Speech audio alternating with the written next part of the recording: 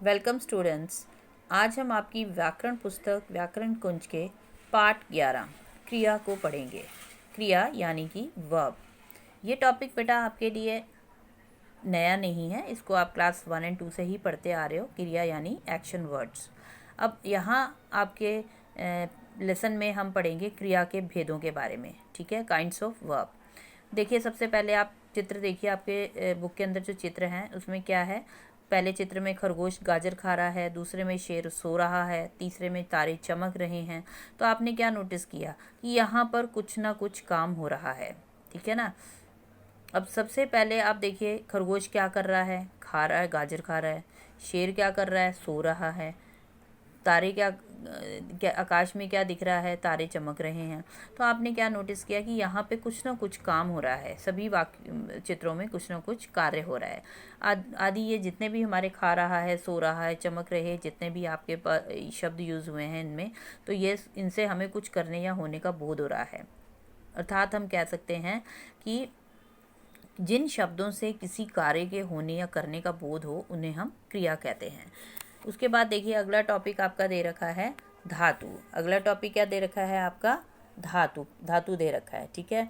अब धातु, इसको इंग्लिश में हम रूट बोलते हैं, यानी कि जड़। अब क्रिया के मूल रूप को धातु बोल रहे हैं, जैसे कि पढ़, खेल, जा, खा, देख, सुन, बैठ, गा आदि। धातु में ये जो जितने भी क्रिया के धातु रूप होते हैं, इनके साथ हम क्या करते हैं, जब हम पीछे इनके न लगा देते हैं, न प्रत्यय को जोड़ते हैं, तो वो क्रिया का सामान्य रूप बन जाता है। जैसे पढ़ के साथ हमने नाल प्रत्यय लगाया तो पढ़ना बना, खा के साथ ना प्रत्यय लगाया तो खाना बना, बैठ के साथ ना प्रत्यय लगाया बैठना बन गया, ना खेल के साथ ना प्रत्यय लगाया खेलना बन गया, देख के साथ लगाया देखना बन गया, गा के साथ ना प्रत्यय लगाया गाना बन गया, जा के साथ ना लगाया जाना बन गया, सुन के साथ लगाया ना प्रत्यय तो सुनना बन गया, नाच के साथ ना प्रत्यय लगाया नाचना। तो ये सारे आपने देखा, ये सारे क्रिया के मतलब क्रिया का जो धातु रूप है, धातु रूप के साथ जब आप न प्रत्यय लगाओगे पीछे, तो वो उसका सामान्य रूप बन जाएगा। उसके बाद देखिए, नेक्स्ट आपका टॉपिक क्या दे रखा है, क्रिया के भेद। अब क्रिया के भेद आप में इसमें क्या दे रखा है कि क्रिया के दो भेद हैं। ठीक है ना। कर्म के आधार पर क्रिया के दो भेद हैं। एक तो होती है आपका अकर्मक क्रिया और दूसरी होती है सकर्मक क्रिया। ठीक है। अकर्मक को इंग्लिश में बोलते हैं इंट्रांजिटिव वर्ब, और सेकंड वाला सकर्मक क्रिया को बोलते हैं ट्रांजिटिव वर्ब। इनको आप इंग्लिश में भी आप पढ़ते आ रहे हैं। उसके बाद अब देखिए, सबसे पहले अकर्मक। अकर्मक जैसा कि नाम से पता चल रहा है कि अ का मतलब होता है कि किसी चीज़ का ना होना, किसी चीज़ का अभाव होना। अकर्मक का मतलब कर्म के बिना क्रिया। अकर्मक का मतलब होता है कर्म के बिना क्रिया। तो इसमें सबसे पहले आप देखिए, आपके जो नीचे चित्र दे रखे हैं, क्या लिखा है इसमें, क्या दिख रहा है आपको, हिरन दौड़ता है, कुत्ता खेलता है। तो ये अगला है आपका, अगले पेज पे दे रखा है, मोहन दौड़ता है, सीता नाचती है, यतिन खेलता है और माताजी हंसती हैं। अब इन सभी वाक्यों में आपने क्या नोटिस करा, इन सभी वाक्यों में आप क्या देख रहे हैं कि इनमें सभी में कर्म नहीं है, और क्रिया का जो इफ़ेक्ट है, उसका जो प्रभाव है, उसका जो फल है, वो सीधा सीधा कर्ता पर पड़ रहा है। तो ये सभी क्रियाएं क्या हैं, अकर्मक हैं, और यहाँ पे कर्म की अपेक्षा होती है। ठीक है ना। अब ये इसमें आप एक चीज़ और, अब इसकी डेफिनेशन आप देखिए क्या लिखी है। डेफिनेशन आपकी लिखी है इसमें, जिस क्रिया का फल कर्ता पर पड़ता है उसे हम अकर्मक क्रिया कहते हैं। कुछ अकर्मक क्रियाएं देखिए नीचे कौन कौन सी हैं, दौड़ना, बैठना, ठहरना, सोना, रोना, जागना, हंसना, घटना, अकड़ना, उगना, मरना, उछलना, डरना, जीना, बरसना, खेलना। अब बेटा मैं आपको एक सिंपल सा एक कॉन्सेप्ट बता रही हूँ कि जब आपको भेद मतलब पूछने के लिए आते हैं कि अर्थ के आधार पर इसमें कौन सा भेद है, ठीक है, क्रिया का, तो आप कैसे पहचान करोगे, सकर्मक अकर्मक की पहचान कैसे करोगे। आपने क्या करना है कि जो अकर्मक वाक्य जितने भी होते हैं, अकर्मक का मतलब कर्म के बिना क्रिया, तो इसमें आपका क्या है, इस वाक्यों में आपको केवल कर्ता मिलेगा और साथ में क्रिया शब्द मिलेंगे। तो जहाँ पे केवल कर्ता और क्रिया शब्द मिल जाएंगे, वहाँ आपका सीधा आपका क्या होगा, अकर्मक क्रिया होगी। आपने देखते ही उसको पहचान लेना कि ये अकर्मक क्रिया है। उसके बाद देखिए, नेक्स्ट आपका दे रखा है सकर्मक क्रिया। अगला टॉपिक आपका क्या दे रखा है, सकर्मक क्रिया। अब सकर्मक क्रिया में आप देखिए क्या चित्र दे रखे हैं, गाय घास खाती है, माली पौधों में खाद डालता है, उसके बाद नीचे दे रखे हैं क वाक्य, नेहा खाना खाती है, यतिन स्कूल जाता है, श्री कृष्ण ने हंस कंस को मारा, मैं निबंध लिखता हूँ। अब इन वाक्यों में क्या देख रहे हो, आपने क्या नोटिस करा बेटा? इसमें आपने देखा कि एक तो कर्ता है और कर्ता के अलावा क्रिया शब्दों के अलावा एक संज्ञा शब्द और दे रखा है। क्या दे रखा है? एक संज्ञा शब्द और दे रखा है। और वो आपका जो एक और संज्ञा शब्द दे रखा है वो आपका क्या है? कर्म है। इन वाक्यों का कर्म है।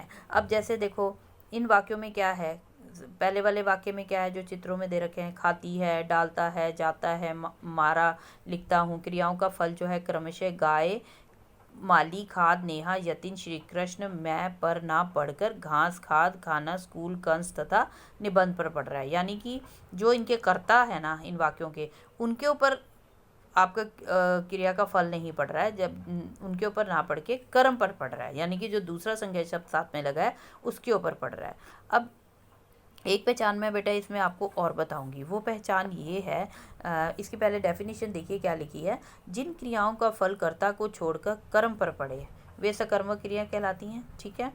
अब इसमें आपको मैं एक चीज़ और बताना चाहूँगी, वो ये है कि इसमें आपने क्या करना है, सकर्मक क्रिया की पहचान करने के लिए आपने जो आपका पीछे जो क्रिया शब्द लगे हैं उन क्रिया शब्दों के साथ आपने क्या, किसे अथवा किसको, ये 3 शब्द आप नोटिस कर लीजिए, क्या, किसे और किसको, ये लगाकर आपने उन क्रियाओं के साथ प्रश्न करना है। और उत्तर में यदि कोई आपको निर्जीव वस्तु या पदार्थ मिल रहा है तो वो आपका उस वाक्य का कर्म होगा और आपको पहचान हो जाएगी कि ये आपका क्या है, सकर्मक वाक्य है। ठीक है। अब जैसे अब मैं इन्हीं के ऊपर आपको ट्राई करके बता देती हूँ। जैसे गाय घास खाती है। ठीक है, गाय घास खाती है, तो इसमें आपने जो क्रिया शब्द है वो क्या है, खाती है। तो आप खाती है के साथ क्या लगाओ, क्या खाती है, घास। अगले वाक्य में माली पौधों में खाद डालता है, क्या डालता है, खाद। ठीक है। तो आपको जो शब्द मिलेगा उत्तर में वो आपका उस वाक्य का कर्म होगा। क्या होगा, वो आपका कर्म होगा। उसके बाद देखिए सकर्मक क्रिया के भेद। अब सकर्मक क्रिया के भेद क्या दे रखे हैं, ये देखिए बालक फल खाता है। चित्र में क्या दे रखा है, बालक फल खाता है। एक पहला वाक्य जो है उसमें क्या है, बालक फल खाता है, और दूसरे वाक्य में लिखा है अध्यापक ने बच्चों को निबंध लिखवाया। अब बेटा आप इन वाक्यों में आप क्या नोटिस कर रहे हो, इन वाक्यों में आपने क्या नोटिस करा कि जो हमारा पहला चित्र है उसमें क्या दे रखा है, बालक फल खाता है, यानी कि उसमें एक ही कर्म है। और वो कर्म क्या है, क्या खाता है से आपको प्रश्न पूछो, क्या खाता है के साथ क्या खाता है, तो आपका उत्तर मिल रहा है फल, यानी कि फल जो है वो इस वाक्य का कर्म है। तो यहाँ आप देख रहे हो केवल एक ही कर्म है। और दूसरे वाक्य में आपने क्या नोटिस करा, अध्यापक ने बच्चों को निबंध लिखवाया। ठीक है। अब यहाँ आपने अध्यापक तो करता हो गया, ठीक है ना, बच्चों को निबंध लिखवाया, तो क्या लिखवाया, उत्तर आपको क्या मिल रहा है, निबंध। तो इसमें आपने 2 कर्म है आपके, बच्चों और किसे लिखवाया। देखो मैंने अभी आपको बताया था ना कि किसे भी लगा के आपको प्रश्न पूछना है, किसे लिखवाया, बच्चों को। तो आपके इस वाक्य में 2 आपके कर्म पाए जा रहे हैं। ठीक है बेटा, तो ये आपको क्लियर हो गया आपको ये। अब यही आपका यहाँ पे 2 भेद आपके यही बता रखे हैं कि इसके 2 भेद होते हैं सकर्मक क्रिया के। एक तो होता है आपका एकर्मक क्रिया और दूसरा होता है द्विकर्मक क्रिया है। ठीक है। एकर्मक क्रिया में क्या, देखो डेफिनेशन दे रखी है, जिन क्रियाओं का एक ही कर्म होता है वे एकर्मक, जैसे मैंने अभी आपको चित्रों में बताया। ठीक है ना। उसके बाद वे आपकी एकर्मक होती है। जैसे रमेश पतंग उड़ाता है, क्या उड़ाता है, पतंग, तो यहाँ पे पतंग जो है वो कर्म है, एक ही कर्म है। अगला वाक्य है सीता ने कहानी लिखी, क्या लिखी, कहानी, तो कहानी कर्म है यहाँ। उसके बाद द्विकर्मक क्रियाओं में देखो क्या दे रखे हैं उदाहरण, द्विकर्मक की क्रियाओं के उदाहरण देखिए क्या दे रखे हैं बेटा। इसमें लिखा है बच्चे ने अध्यापिका को काम दिखाया। ठीक है ना, बच्चे ने अध्यापिका को काम दिखाया। अब क्या दिखाया, काम दिखाया। ठीक है ना। उसके बाद किसे दिखाया, अध्यापिका को। तो अब इसमें 2 कर्म है। ठीक है। उसके बाद अगले वाक्य में भी ऐसी है, सुमन बच्चों को कहानी सुना रही है। ठीक है ना, सुमन बच्चों को कहानी सुना रही है। अगर आप इसको लेते हो किसे सुना रही है, तो बच्चों को आंसर मिलेगा। मैंने आपको बताया ना किसे, किसको और क्या लगा के आपने प्रश्न करना है। तो किसे सुना रही है, बच्चों को, क्या सुना रही है, कहानी, तो 2 कर्म पाएंगे। तो इस तरह से आपका ये एकर्मक और द्विकर्मक 2 भेद हैं सकर्मक क्रिया के। उसके बाद नेक्स्ट आप देखिए टॉपिक आपका है प्रयोग की दृष्टि से क्रिया के भेद।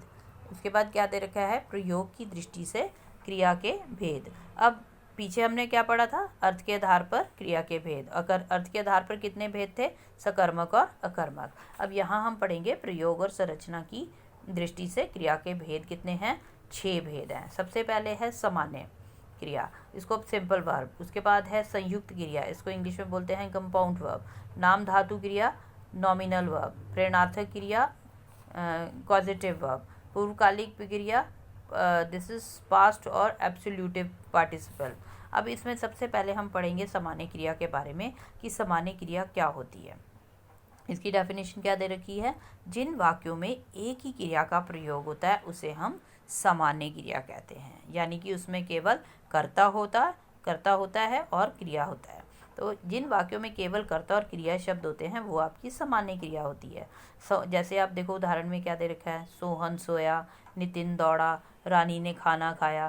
तो इन सभी वाक्यों में आपने क्या देखा, केवल आपका एक ही क्रिया पाई जा रही है, ठीक है। उसके बाद देखिए अगला है आपका संयुक्त क्रिया। संयुक्त क्रिया में क्या है, 2 या 2 से अधिक धातुओं के योग से बनी क्रिया संयुक्त क्रिया कहलाती है। मतलब कि 2 या 2 से अधिक धातु, ठीक है ना। अब देखो इसमें एग्जाम्पल देखो, यतिन खाना खा चुका है। अब खा जो है ये आपका क्रिया का धातु है, ठीक है ना, ये आपका धातु है क्रिया का, और चुका है ये भी आपका धातु था। आपने देखा कि 2 या 2 से अधिक इसमें यूज़ हो रही हैं क्रियाएं, तो ये इसलिए आपका संयुक्त क्रिया है। नेहा घर जा रही है, ठीक है ना। और जो मुख्य क्रिया होती है ना, वो मुख्य क्रिया जो होती है वो इसमें क्या होता है बेटा, इसमें जो आपका मुख्य क्रिया जो सहायक, दूसरी एक होती है मुख्य क्रिया और दूसरी कौन सी होती है, सहायक क्रिया। यानी कि जो एक मुख्य क्रिया इसमें क्या है, आपका मुख्य क्रिया आपका है इसमें खा। अब खा उसके बाद चुका है वो उसकी सहायक क्रिया है। इसमें आपका अगले वाक्य में जा मुख्य क्रिया है और रही है आपकी सहायक क्रिया है। तो इसमें क्या होता है इन वाक्यों में कि जो सहायक क्रिया जो होती है ना, तो वो मुख्य क्रिया के अर्थ का विस्तार करती है, ठीक है, और इसीलिए इनको हम संयुक्त क्रिया कहते हैं, ठीक है ना। उसके बाद देखिए अगला हमारा क्या है टॉपिक, इसको हम बेटा रंजक क्रिया या सहायक क्रिया दोनों ही बोलते हैं, ठीक है ना, रंजक या सहायक क्रिया बोलते हैं। उसके बाद नेक्स्ट आपका है नंबर 3 भेद है आपका नाम धातु क्रिया। संज्ञा, सर्वनाम, विशेषण आदि शब्दों में न प्रत्यय जोड़कर बनने वाली क्रियाएं नाम धातु क्रियाएं कहलाती हैं। नाम धातु क्रियाएं कौन सी होती हैं, यानी कि जो संज्ञा, सर्वनाम, विशेषण आदि शब्दों में पीछे हम जब न प्रत्यय लगा देते हैं तो वो क्या बन जाती हैं, आपकी नाम धातु क्रियाएं। अब जैसे यहाँ पे एग्जाम्पल में देखो आपने कि संज्ञा शब्द देखिए कौन कौन से हैं, बात, रंग, फिल्म, शर्म, लज्जा, टक्कर। अब शर्म और लज्जा क्या है आपकी, ये भी तो वो है ना आपकी भाववाचक संज्ञाएं हैं। तो ये सारी की सारे संज्ञा शब्द हैं और इनके पीछे जब हम ना लगा देते हैं तो ये आपकी क्या बन जाती हैं, ये आपकी नाम धातु क्रियाएं, ठीक है। बात, बतियाना, रंग, रंगना, फिल्म, फिल्माना, शर्म, शर्माना, लज्जा, लज्जाना, टक्कर, टकराना। तो ये इसके पीछे आपने क्या देखा कि ये सारी की सारी न प्रत्यय लगाने से क्या बन गई हैं, आपकी नाम धातु क्रियाएं, ठीक है ना।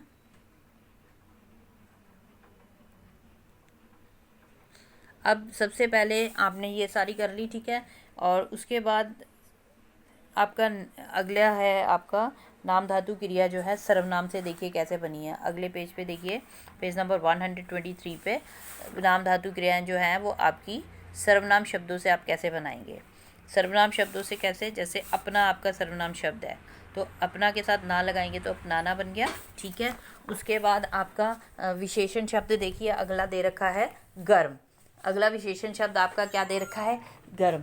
अगला विशेषण शब्द गर्म है, इसके साथ आप ना प्रत्यय लगाओगे तो क्या बन जाएगा बेटा, गर्माना। तो ये आपने देखा कि आपकी जितनी भी नाम धातु क्रियाएं हैं ये संज्ञा, सर्वनाम और विशेषण शब्दों में पीछे प्रत्यय लगाने से ये आपकी नाम धातु क्रियाएं बन जाती हैं। उसके बाद देखिए बेटा आपका है चौथे नंबर पे भेद है प्रेरणार्थक क्रिया।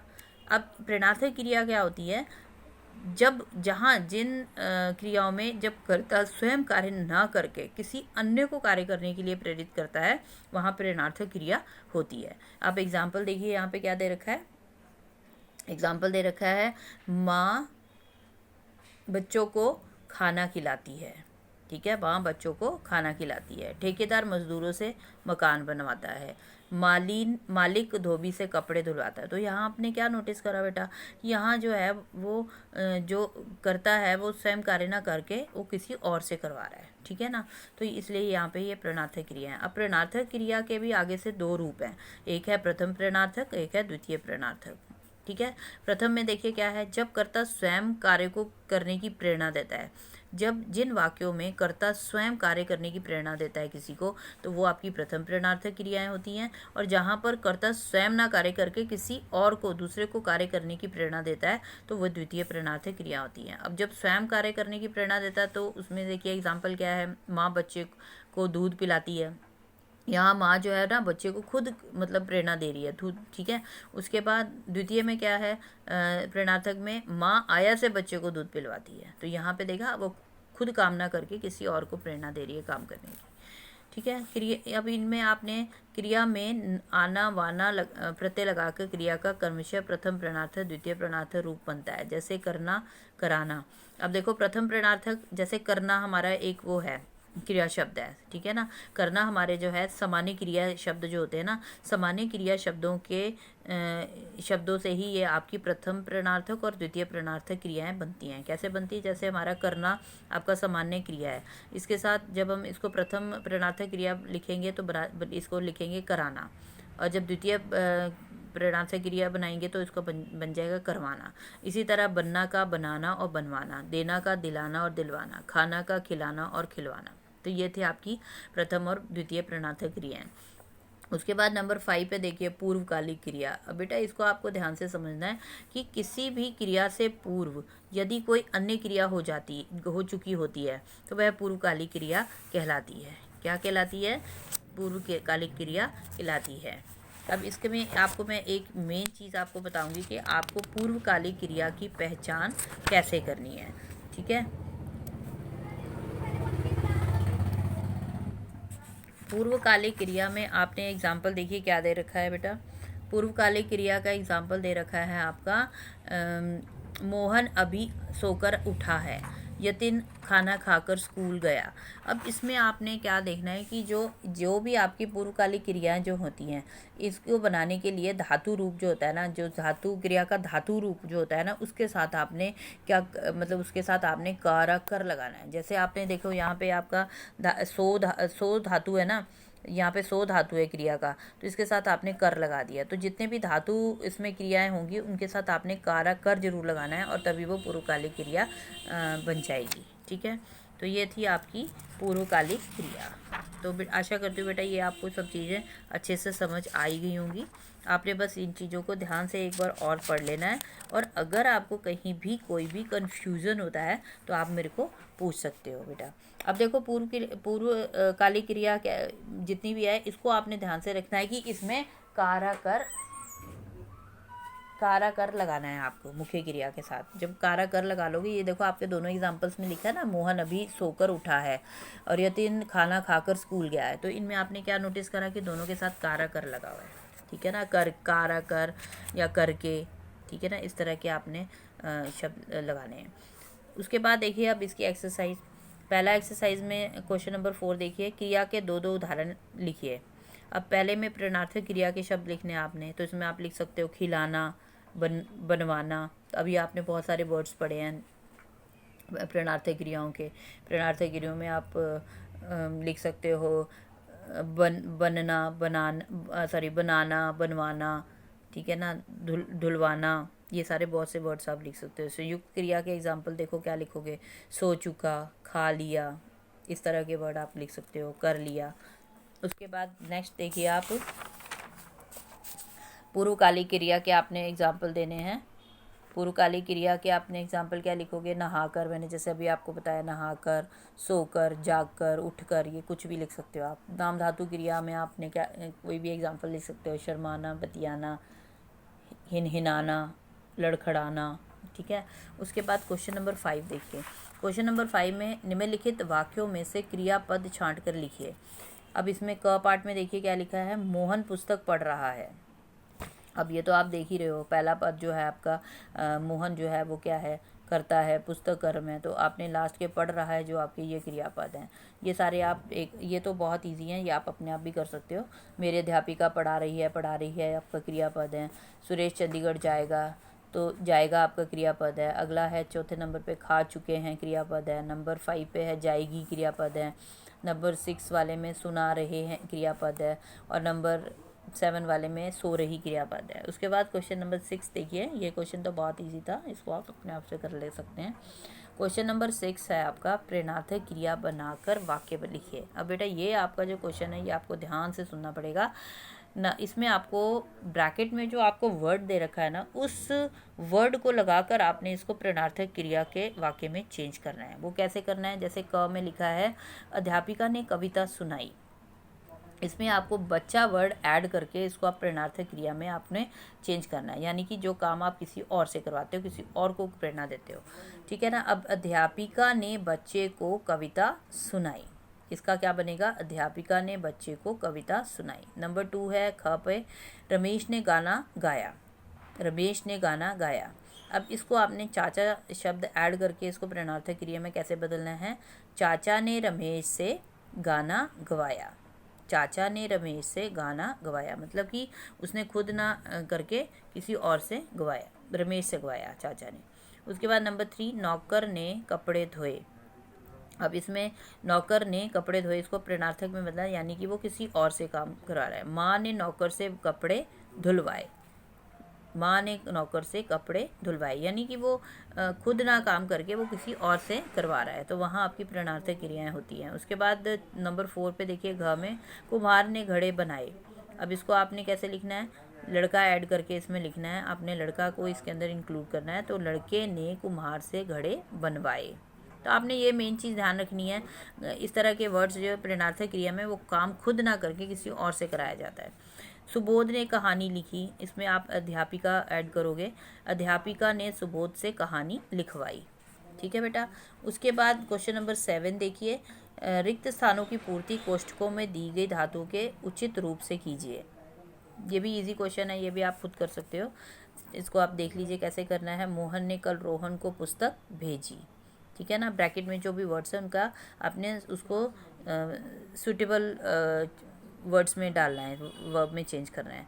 मोहन ने कल रोहन को पुस्तक भेजी, मैं खाना, खा को किस में चेंज करोगे, खा चुका हूँ या खा रहा हूँ, खा चुका हूँ, खा रहा हूँ, ठीक है। उसके बाद ग में सभा में अनेक विद्वान बैठे हैं, विद्वान जो है वो बहुत सारे हो सकते हैं, अनेक लगा इसके साथ, तो विद्वान बैठे हैं। अध्यापिका ने बच्चों को पढ़ाया, अध्यापिका ने बच्चों को पढ़ाया, ठीक है। उसके बाद सोहन खाना देकर चला गया, सोहन खाना देकर चला गया। उसके बाद अगला क्वेश्चन देखिए क्या है, अगले क्वेश्चन में है क्वेश्चन नंबर 8 पे, क्रिया के विभिन्न रूप लिखने हैं। इसमें बेटा आपको वही जो हमने अभी वो पीछे आपने करा था ना, अभी एक कॉलम हमने करा था, वैसे ही इसको आपने लिखना है, ठीक है। इसको ये जो आपका फर्स्ट एग्जांपल आपने दे रखा है, कर जो है वो धातु रूप दे रखे हैं, फर्स्ट कॉलम में धातु रूप दे रखे हैं। उसके बाद आपने ता प्रत्यय लगा के उनको बनाना है, पढ़ का पढ़ता, उसके बाद पढ़ के साथ उसको किया में बदलना है, जैसे फर्स्ट में आपने किया तो इसमें आपने पढ़ा लिखोगे। उसके बाद नंबर 3 पे करवाया लिखा, प्रेरणार्थक में बदला तो पढ़वाया लिखोगे, ठीक है ना। उसके बाद चल चलता, चला चलवाया, उठ उठता, उठा उठवाया, नाच नाचता, नाचा नचवाया, ठीक है बेटा। उसके बाद क्वेश्चन नंबर 9, निम्नलिखित 2 वाक्यों को पूर्वकालिक क्रिया के प्रयोग के द्वारा एक वाक्य बनाना है आपको उसमें, ठीक है ना। अब इनको कंबाइन करके आपने इसको एक वाक्य में चेंज करना है, ठीक है ना। मोहन आया, मोहन सो गया। आप मैंने आपको अभी पहचान बताई थी ना कि इसमें आपको मुख्य क्रिया के साथ आपने क्या लगाना होता है, कारा कर शब्द लगाना, कारा कर लगाना होता है, और फिर वो पूर्वकालिक में चेंज हो जाती है। मोहन आया, मोहन सो गया, मोहन आकर सो गया, ठीक है ना। मोहन आपने आज आया जो था ना, इसकी मुख्य क्रिया थी, तो इसके साथ कारा कर लगा दिया आपने, मोहन आकर सो गया। प्राचार्य जी कक्षा में आए, प्राचार्य जी ने भाषण दिया, तो इसमें आप किस में चेंज करोगे, प्राचार्य जी ने कक्षा में आकर, आई को आकर में चेंज करोगे, आकर भाषण दिया। उसके बाद सोहन ने खाया, सोहन ने काम किया, तो इसको लिखोगे सोहन ने खाकर काम किया। नंबर 4 पे राम स्कूल गया, राम ने निबंध लिखा, राम ने स्कूल जाकर निबंध लिखा। ठीक है, राम ने स्कूल जाकर निबंध लिखा। वह दिल्ली गया, वह दिल्ली में रहने लगा, तो इसमें आपको इसको पूर्वकालिक में कैसे चेंज करोगे, वह दिल्ली जाकर रहने लगा। आपने देखा, आपने जितने भी हमारे मुख्य क्रिया हैं सबके साथ हमने कारा कर लगा के उसको चेंज किया है। उसके बाद क्वेश्चन नंबर 10 देखिए, सही विकल्प के सामने सही का चिन्ह लगाना है आपको। नंबर 1 है संज्ञा सर्वनाम विशेषण से बनने वाली क्रियाओं को हम क्या कहते हैं, नाम धातु क्रिया। उसके बाद नंबर 2 है, इसमें ग क्वेश्चन ऑप्शन आपको टिक करना था फर्स्ट वाले में। सेकंड में है निम्नलिखित में से किस वाक्य में अकर्मक क्रिया। अब मैंने आपको बताया था कि अकर्मक क्रियाएं जितनी होती हैं उसमें केवल कर्ता और क्रिया होती है, तो इसमें आपने कौन सा ऐसा वाक्य है, ग वाला वाक्य है, पुष्पा रोती है। अब इसमें आपने देखा कर्ता है और क्रिया शब्द है, तो इसलिए ये आपका अकर्मक क्रिया है। उसके बाद नेक्स्ट देखिए, अगले है आपका नंबर 3, मालती दौड़ती है वाक्य में क्रिया कैसी है। ठीक है, इसमें आपको बताना है कि ये कौन सी क्रिया है। तो ये इसमें आपने क्या देखा कि इसे केवल करता है और क्रिया है, और ये आपका कौन सा हो गया, अकर्मक क्रिया। तो ख वाले को टिक करोगे, अकर्मक क्रिया है ये। नंबर 4 है मोहन दुकान पर गया, मोहन दुकान पर गया, तो ये आपका क्या है, सामान्य क्रिया है, क्योंकि ये पूर्वकालिक तो है नहीं, कारा कर लगता है, उसमें संयुक्त क्रिया भी नहीं है। ठीक है ना, क्योंकि आपका इसमें पीछे 2 क्रियाएं हैं नहीं, पीछे नाम धातु भी नहीं है, तो आपका ये कौन सा है, सामान्य क्रिया है। मोहन दुकान पर गया, सामान्य क्रिया। उसके बाद नंबर 5, वीना ने पिताजी को पत्र लिखा, वीना ने पिताजी को, अगर खाली ऐसे लिखा होता वीना ने पत्र लिखा तो वो होती है आपकी एक कर्मक क्रिया। अब यहाँ पे पिताजी को मतलब 2 कर्म है, क्या लिखा, पत्र, किसको लिखा, पिताजी को, तो 2 कर्म है इसमें, तो द्विकर्मक क्रिया है। तो बेटा ये थी आपकी पूरी एक्सरसाइज। अब इस चैप्टर को आप ध्यान से पढ़ेंगे और पूरी एक्सरसाइज को अच्छे से कर लेंगे। धन्यवाद।